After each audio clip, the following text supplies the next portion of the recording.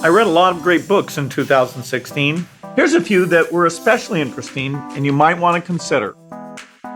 String Theory by David Foster Wallace. Tennis is kind of amazing. They're interesting personalities and incredible play. The more you know about it, the more you are impressed with those people playing at the top level.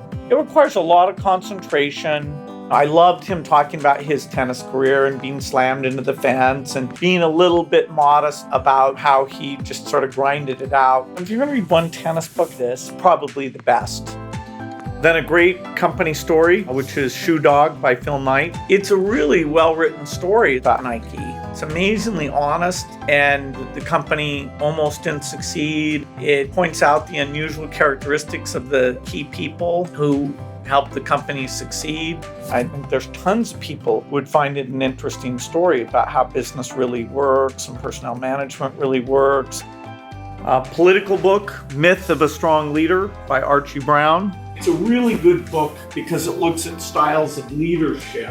I think he's right that there's a big danger, both in the corporate world and government, about this individual who embodies all things and he's just doing it largely himself. And leaders who don't listen can get more and more isolated. Mandela, in his own way, was very collaborative, trying to draw people in. He understood that he was going to step down, and so he wanted to build up the capacity for his successor. A book called The Grid by Gretchen Baki. She teaches us about the history of the grid, how it got built up piece by piece. She talks about how it's becoming critical not only for reliability, but to deal with these intermittent energy sources that are in very different locations than the actual uses of the power. So the grid's going to have to be dramatically better in the future.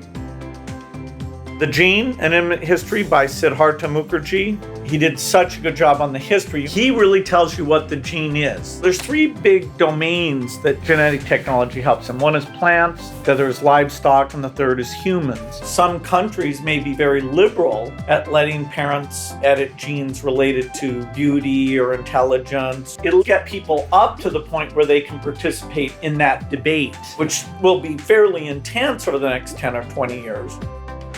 Loved reading these books, and I hope a few of them are books that you'll enjoy.